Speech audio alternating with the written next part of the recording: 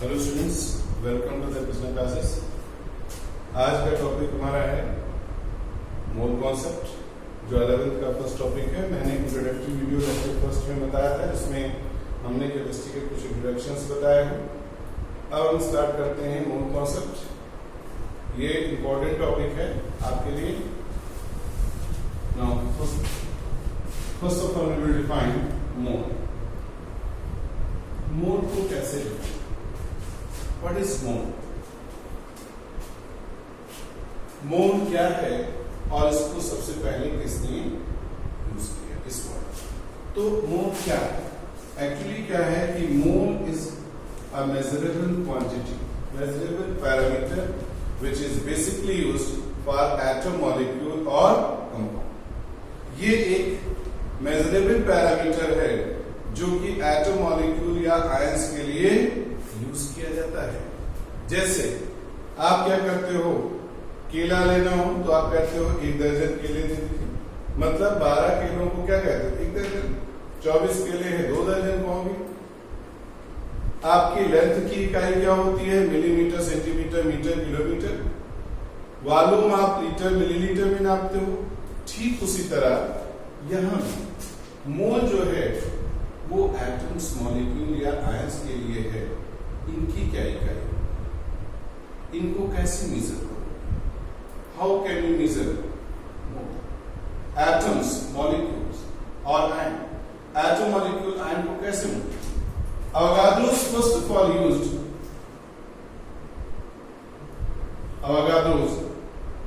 of all used the term mole in order to explain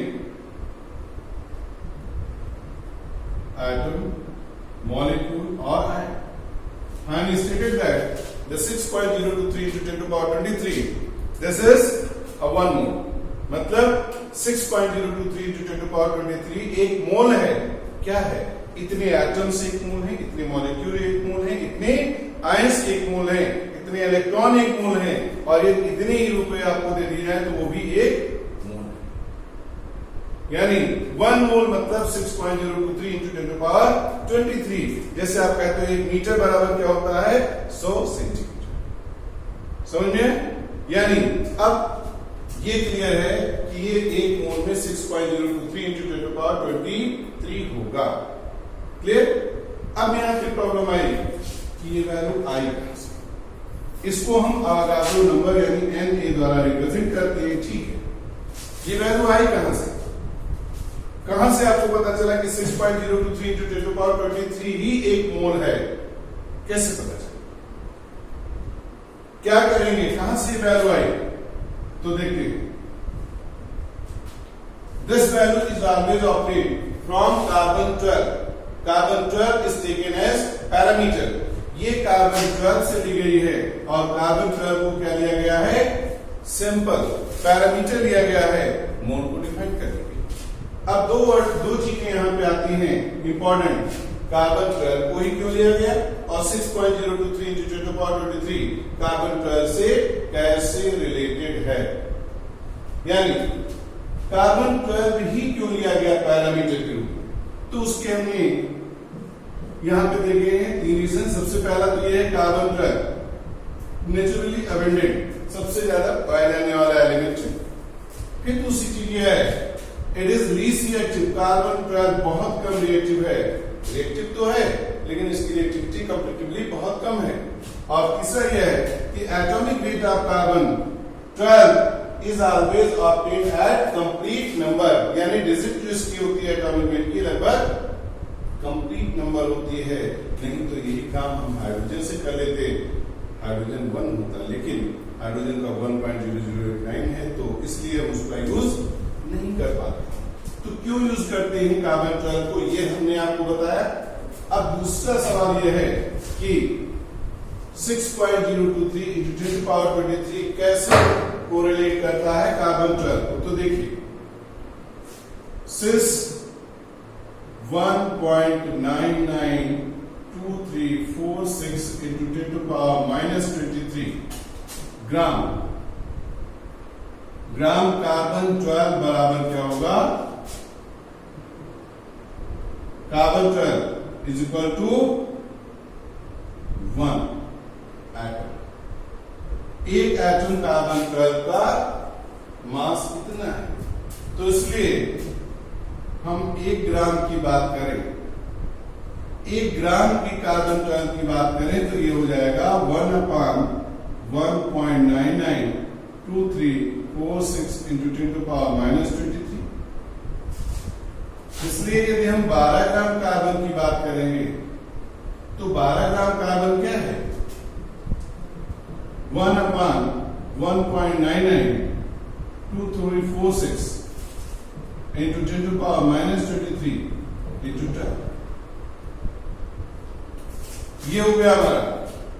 इस value को solve करते हैं तो अप्रोक्सीमेटली 6.023 into 10⁻23 आएगा। ये ऊपर ले जाइए और ये लगभग 2 के बराबर है, ये कैंसिल करेंगे तो ये वैल्यू 6.023 into 10⁻23। ये क्या है? इतने एटम्स होंगे 12 gram carbon. 12 is a molar mass of carbon. Carbon का मोलर मास है क्योंकि ये बराबर हो जाएगा 1 मोल। समझ में है? यानी मोलर मास क्या होता है? Mass of 1 mole of substance is called molar mass. Carbon 12 gram carbon को 1 मोल का, और 1 मोल की वैल्यू हमेशा इतनी होगी। ठीक है? तो कैसे रिलेट है ये समझ में आ गया। अब हम डेफिनेशन दें मोल की।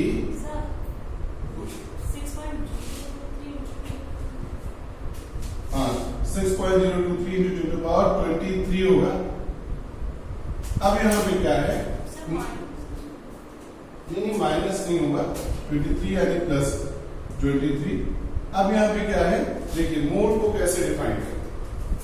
How can you define mole? क्या है? यहां से देख लीजिए, 12 gram carbon 12 equal to 1 mole है। 12 क्या है? Molar mass. 12 मोलर मास है। इसका मतलब क्या है? Mass of 1 mole of substance is called molar mass. उसको हम कहते हैं molar mass. It means mass of substance in gram equivalent to their molecular weight, equivalent to their atomic weight is called their molar mass। क्या होता है? Molar mass होता है। And this is always equal to 1 mole. तो mole क्या होता है कि किसी भी सब्सटेंस, हम सब्सटेंस बात करते हैं, एटम मॉलिक्यूल या आयन की बात नहीं करते, किसी भी सब्सटेंस के मोलर मास के बराबर यदि हम ग्राम में वेट ले लें तो उस वेट को हम कहेंगे 1 मोल। जैसे एग्जाम्पल हम लेते हैं, कार्बन 12 यानी इसका मोलर मास, ये इसका मॉलिक्यूलर एटॉमिक वेट 12 है। तो हम क्या करते हैं? कार्बन 12 को हम कहें 12 ग्राम कार्बन 12, ये बराबर हो जाएगा 1 मोल। नाइट्रोजन का 14 है, यानी 14 ग्राम नाइट्रोजन बराबर 1 मोल। ऑक्सीजन का 16 है, 16 ग्राम ऑक्सीजन बराबर 1 मोल। हम और मॉलिक्यूल ले, CO2 का 44 मॉलिक्यूलर वेट है, ये बराबर 1 मोल। यदि हम ये कहें कि H2O लें, H2O का कितना होगा? 18 ग्राम H2O बराबर 1 मोल। यानी किसी भी मॉलिक्यूल या एटम में उसके मोलर मास के बराबर एटम जो है ग्राम में वेट ले लीजिए तो वो 1 मोल होगा। और 1 मोल की वैल्यू हमेशा 6.023 into 10⁻20। क्लियर? तो ये होगा आपका मोलर मास। और मोल समझ में आ गया? मोल क्या होते हैं? किसी सब्सटेंस के मोलर मास उनके बराबर ये ग्राम में वेट ले लीजिए तो वो एक उस सब्सटेंस का 1 मोल होगा, ये मोलर। और उस सब्सटेंस में यदि हम ये कहें कि वैल्यू कितनी होगी तो 6.023 into 10⁻23। It means the entity present in a substance equivalent to their molar mass is called, उसको 1 मोल कहते हैं। अब एक प्रॉब्लम यहां पे आई कि मोलर वॉल्यूम क्या है। तो अब अगला वर्ड यहाँ पे मोलर मास हुआ तो मोलर वॉल्यूम भी कहीं नहीं आता है।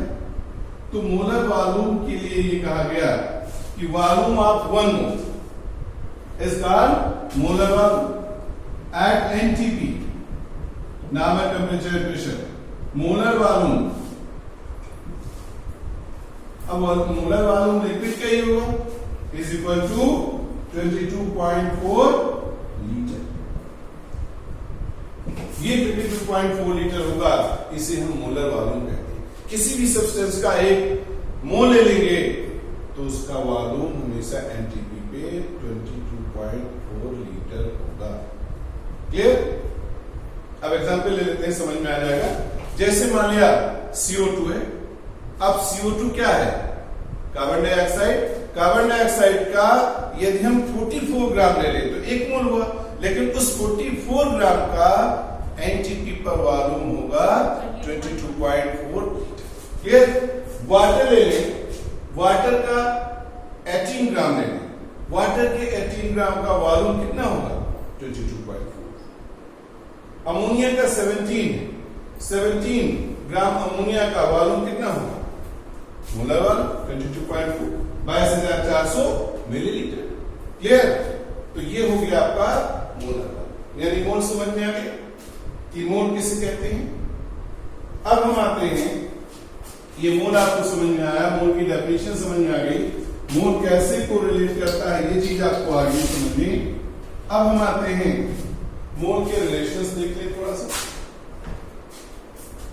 मोल के रिलेशंस के लिए एक क्वेश्चन लेते हैं। जैसे मान लिया हमने कहा 48 ग्राम कार्बन, या ऐसे लिखेंगे how many mole in 48 gram carbon 12। ये क्वेश्चन बहुत आसान है, लेकिन फॉर्मूला जनरेट करने के लिए तो हम क्या करते हैं, since 12 gram carbon is equal to 1 mole, 1 mole है। 1 ग्राम कार्बन कितना होगा? 1/12।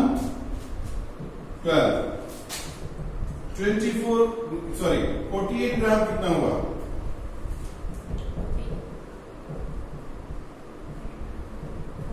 4। हम कैलकुलेशन आपको नहीं बता रहे, अभी जो क्वेश्चन लेंगे अच्छे क्वेश्चन लेंगे। अब यहां पे क्या देखें कि that is mole equal to क्या हुआ? मोल इक्वल टू, ऊपर मैंने क्या लिया?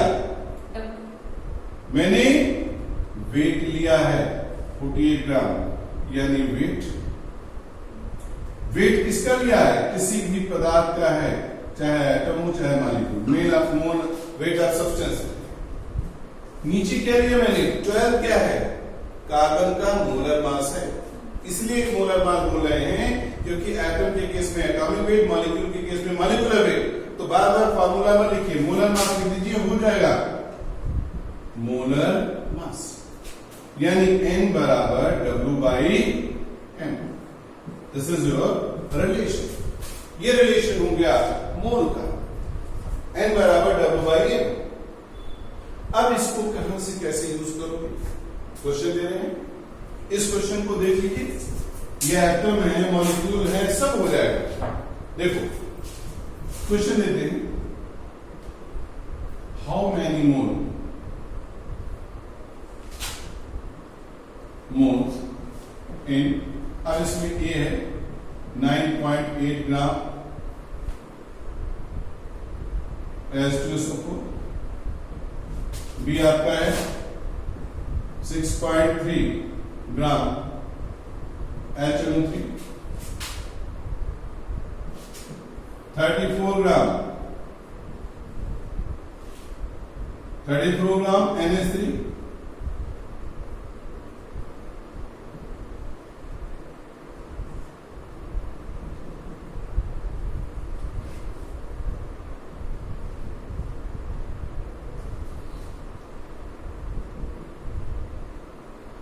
अब देखिए 3.6 ग्राम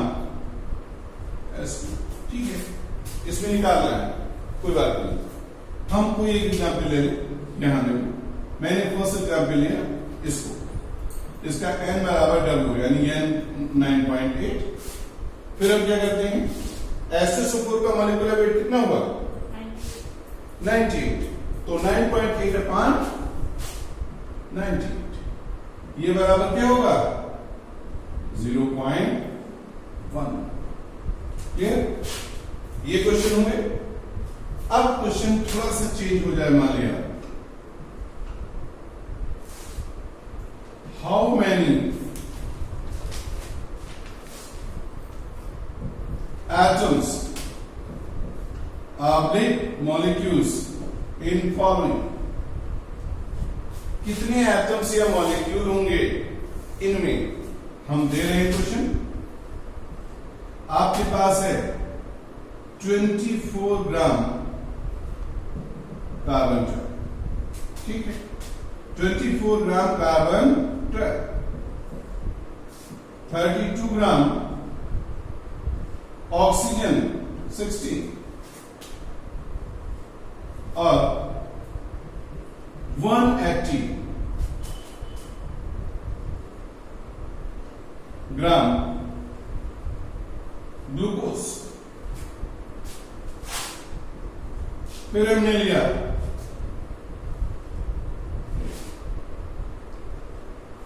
चलिए अब ये लेते हैं 44 यानी 4.4 ग्राम लिख देते हैं, 4.4 ग्राम CO, ठीक है।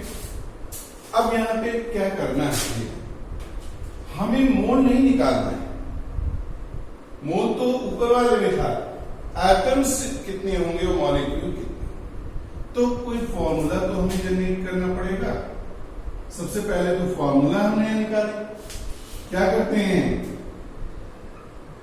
Number of atoms oblique molecules, ये बराबर हमारे होते हैं मोल यानी n इंटू Na यानी अवोगाड्रो नंबर, क्योंकि एक मोल में इतने एटम में मॉलिक्यूल होते हैं, कितने मोल नहीं मालूम, कर दीजिए। अब ये फॉर्मूला हमारा मिला, इस फॉर्मूले को एक्सपेंड करिए, W by m into 6.023 into 10 to power 23 हो गया। अब आप लगाइए, हो जाएगा, क्या होगा 24 upon 12 into 6.023 into 10 to power 23 हो गया। 2 से मल्टीप्लाई कर दीजिए, यानी इस तरह से हम दूसरा फॉर्मूला जो हमारा निकला वो ये है कि नंबर ऑफ एटम और मॉलिक्यूल इन मोल, ये नंबर ऑफ मोल का था, नंबर ऑफ एटम और मॉलिक्यूल इन मोल, किसी भी मॉलिक्यूल में मोल में कितने एटम्स होंगे, कितने मॉलिक्यूल्स होंगे, ये बहुत इंपॉर्टेंट है, ये आपके पास, ठीक है, कितने एटम्स कितने मॉलिक्यूल्स होंगे। अब हम क्या करते हैं, एक और बात आती है हमारे पास, मॉलिक्यूल के केस में थोड़ा सा कितने मॉलिक्यूल्स है वो तो आपने निकाल लिया, number of atoms in a molecule. अब हम आते हैं थोड़ा सा और डीप जाते हैं इसमें क्वेश्चन में,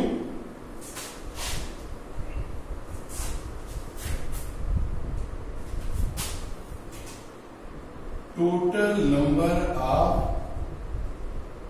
एटम्स और number of x atoms in molecules. हम ये चीज देखिए, किसी भी मॉलिक्यूल में ले तो एग्जाम्पल ले लेंगे, ये भी फॉर्मूला समझ में आ जाएगा।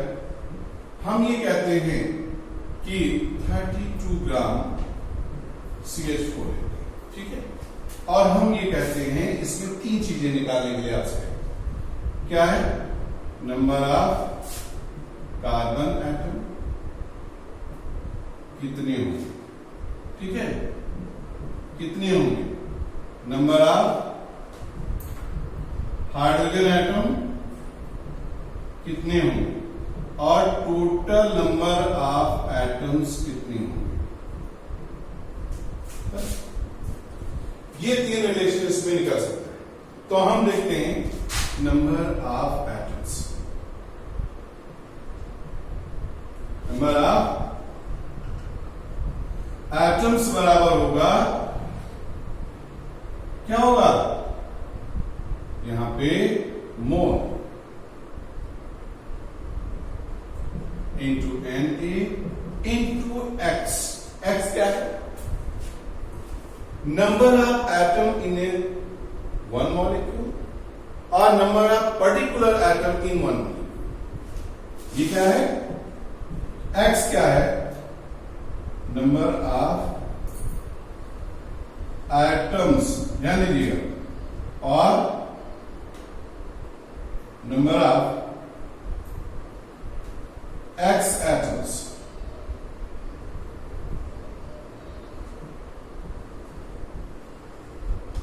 अब ये देखिए, हमारे पास मोल क्या है? W/M इंटू Na, और x क्या है? Number of atoms in molecule. एक मॉलिक्यूल में कितने एटम है? 4 और 1 5। आप 5 से डिवाइड कर दीजिए तो ये फॉर्मूला निकलेगा टोटल नंबर ऑफ एटम्स। क्या होगा? x। आप अभी इसको छोड़ दीजिए, इतना है। तो टोटल नंबर ऑफ एटम्स के लिए क्या हो गया? फॉर्मूला हो गया इक्वल टू x, यानी इसको मैंने सॉल्व किया। Total number of atom W/M, ये यानी W/M में 32/16 इंटू 6.023 इंटू 10 टू पावर 23 और इंटू 5। ये एक क्वेश्चन हो गया हमारा। अब दूसरा क्वेश्चन आता है नंबर ऑफ कार्बन एटम्स। ये कार्बन एटम कितने होंगे? तब हमारे पास वही चीजें आएंगी कि N W/M into Na into number of carbon in one molecule, यानी यहां Y ले लें, और Y क्या है? Number of atom in one molecule. एक मॉलिक्यूल में उस चीज का एटम कितना है? तो क्या करते हैं? कार्बन की बात करते हैं तो 32/16 इंटू 6.023 इंटू 10 टू पावर 23 और इंटू 1 हुआ, क्योंकि एक मॉलिक्यूल में एक कार्बन। यही बात हमारी नंबर ऑफ हाइड्रोजन एटम के लिए आएगी। तो ये बराबर 32/16 इंटू 6.023 23, और एक मॉलिक्यूल में कितने एटम? 4। तो समझ में आ गया हम किसी में मोल कैसे निकालते हैं, मॉलिक्यूल्स कैसे निकालेंगे, एटम्स कितने कैसे निकालेंगे, और इसमें कितने पर्टिकुलर एटम्स होंगे। समझ में आया? ये आपका रिलेशन हुआ। अब इसके लिए हम कुछ क्वेश्चंस देते हैं जो आप लोग जो है करेंगे। ठीक है, कुछ क्वेश्चन दे देते हैं, या आप करिएगा, तो फिर नेक्स्ट लेक्चर में आपको हम आगे की चीजें बताएंगे। फॉर्मूला समझ में आ गया? चलिए अब हम क्वेश्चन लिखते हैं, नोट करिए।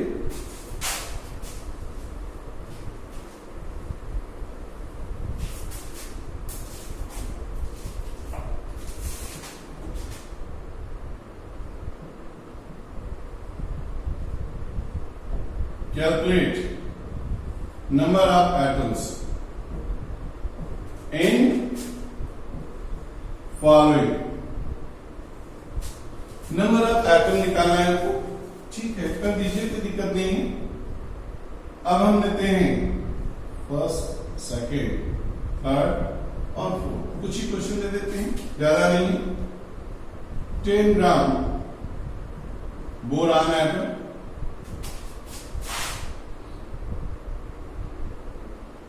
20 ग्राम क्लोरीन,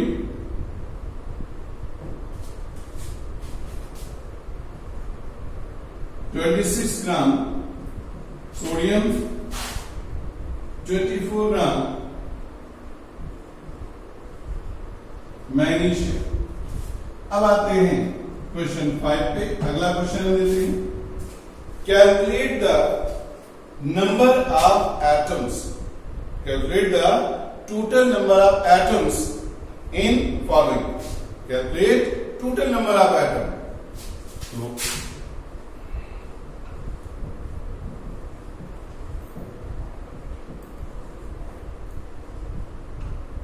atoms in, चलिए देखिए 0.5 मोल सोडियम हाइड्रोक्साइड। अब क्या हुआ, आपका काम आसान है, परेशान मत होइएगा, मोल दिया है तो और आसान हो जाएगा। 1.5 मोल HNO3, 100 ग्राम शुगर, फॉर्मूला मालूम है ना शुगर का, 100 ग्राम शुगर और 48 ग्राम HNO3। तो ये क्वेश्चन है, आप लोग इन फॉर्मूले का यूज करिएगा और हमें लगता है कि आपको समझ में आ गया होगा। कोई प्रॉब्लम होगी तो आप बता दीजिएगा, बाकी हमारा ये कंटिन्यू चलता रहेगा।